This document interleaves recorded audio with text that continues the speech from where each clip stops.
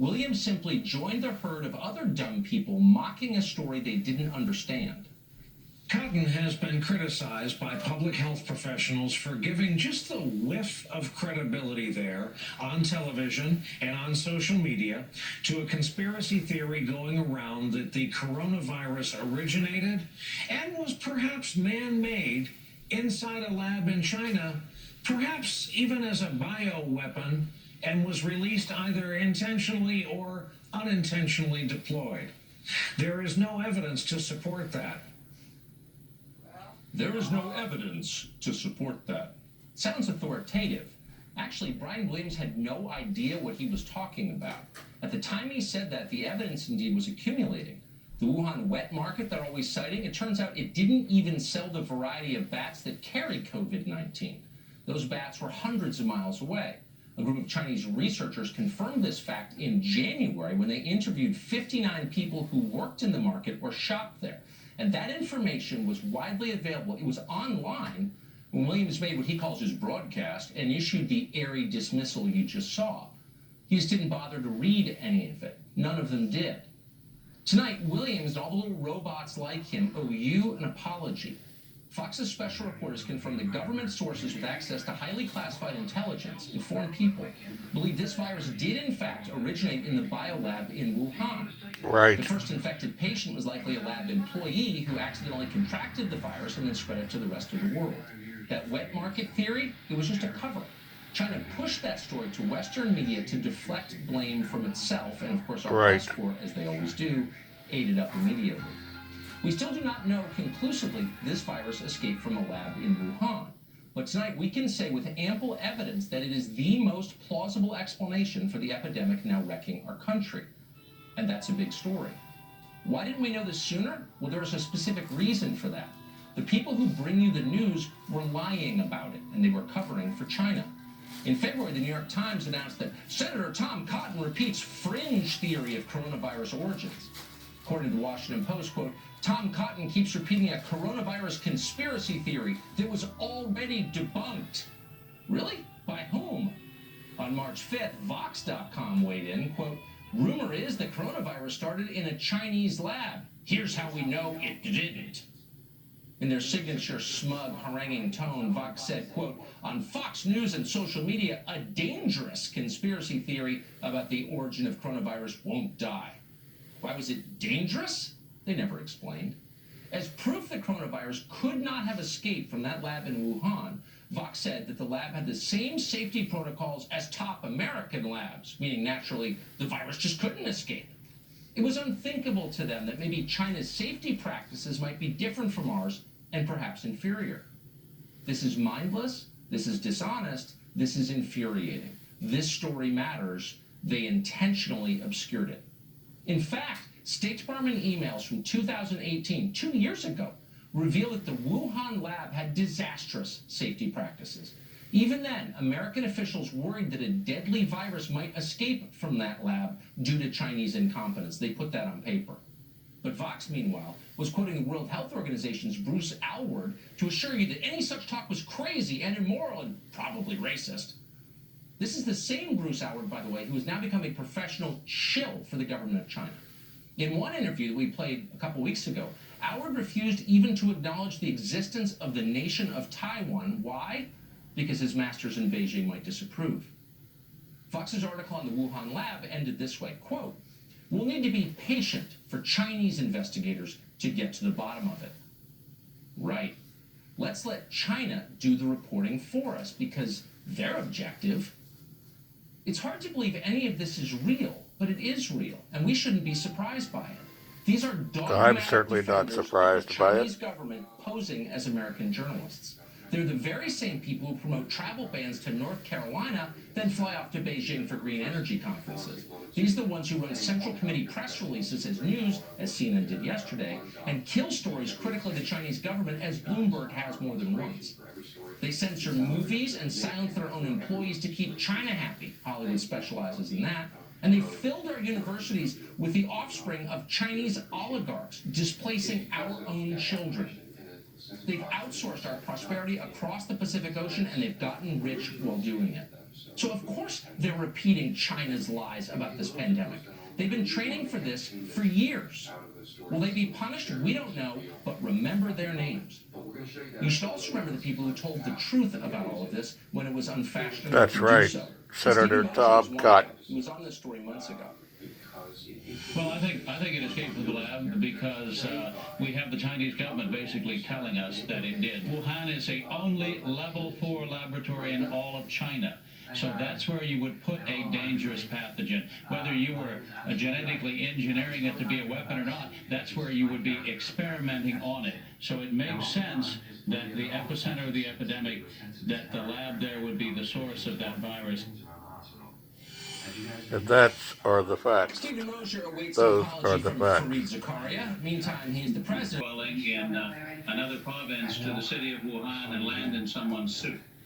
Everybody now agrees, except for a few marginals, that it escaped from a so-called high containment laboratory. I have to chuckle when I say high containment because obviously it failed at what it was supposed to do. It wasn't level 4, it was operating at level 2. But, now the question becomes, was it a naturally occurring horseshoe bat coronavirus that was isolated in the Wuhan Institute of Virology and then accidentally escaped from the lab by infecting a lab worker? Or was it a virus that the researchers there were working on using gain-of-function technology? Gain-of-function means that you take an existing coronavirus and you make it more infectious and more deadly. Now, why would you ever engage in gain-of-function research? Why would you ever seek to enhance a natural pathogen in this way to make it more deadly and more infectious? Well, the idea of the scientists, when they first discovered that they could do these things easily by using recombinant technology, was this. We're going to create superbugs in the lab, and we're going to figure out how to defeat them. We're going to develop, in theory, we're going to develop vaccines, we're going to develop therapeutic treatments, and so when the real superbug comes on the scene, we will be ready for it. Well, that's all well and good. That's all fun and games until you create a superbug in the lab and it escapes before you have a chance to develop a vaccine or therapeutic treatment for it. Now, I'm not saying that's what happened in this case, and I'm not saying this is a bioweapon. Quit changing the subject, which is what the other side loves to do. I'm just saying, was it tinkered on in the lab? And we know that the lab director at the Wuhan Institute of Virology, who was their team leader for virology research, was a woman named Dr. Shi, full Chinese name Dr. Shi Zhangli, who has been using gain-of-function research for years to create new, more deadly, and more infectious coronaviruses. So Dr. Shi needs to tell us what she was doing and how she was doing it. The Chinese Communist Party needs to release the secret records of the Wuhan Institute of Virology, and then we will all know for sure whether this was a coronavirus in the lab that escaped, whether they were tinkering on it in any way. Now, I'm not naive in all this. I know that China will probably have already destroyed the research records of the Wuhan Institute of Virology. They've been destroying records left and right already. They probably already warned Dr. Shi Zhangli that she is not to talk to anyone about her research. They've warned other people. So I don't think we're ever going to have what people are demanding, hard evidence, because the Chinese Communist Party has already destroyed that. Well, of course, and there's a reason they bought and paid for the World Health Organization. It's becoming clear. Mr. Rozier, thanks so much for joining us tonight. It was fascinating. I hope you'll come back. Thank you, Doctor.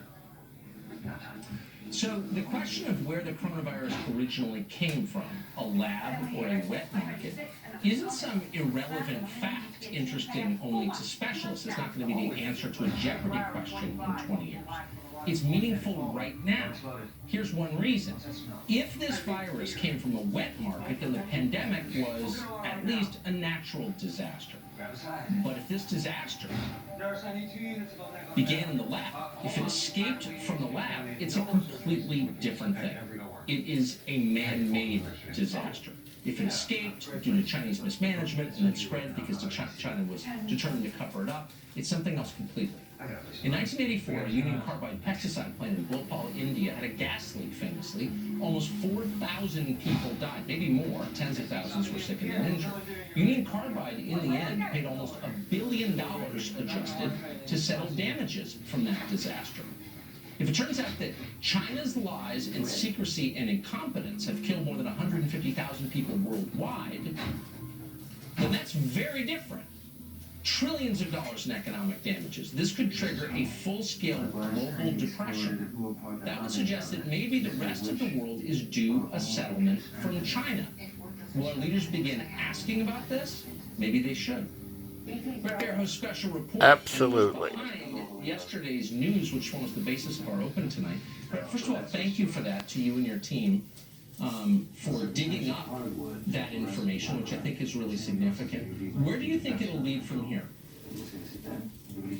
Well, a couple things. Tucker, if more sources today saying there is a full-scale investigation, and while the intel is not conclusive, as we reported, that there is more open source and classified material pointing to the Wuhan lab. Now, not as a bioweapon, but as a mistake, a sloppy effort that was warned about, as you mentioned in these cables 2 years ago.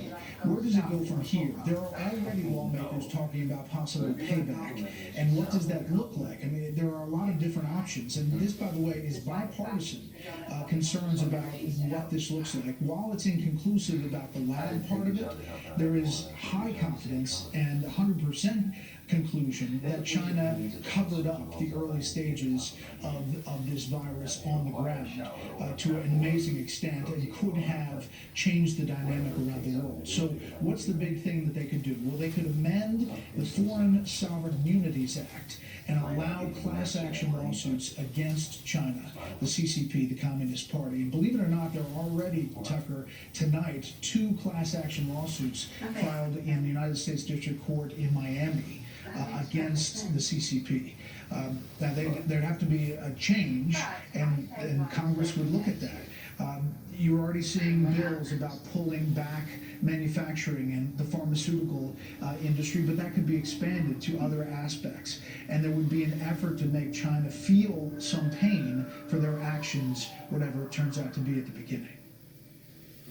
So let me ask you a final question. Since you follow this for a living and you're there in Washington, do you think this is the beginning of a sea change in the attitudes of our leaders in Washington toward China?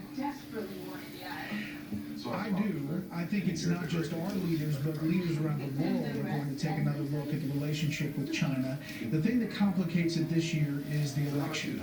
And how will Joe Biden and Democrats fashion this, and kind of, will they try to say that we need to be friendlier to China to get things done?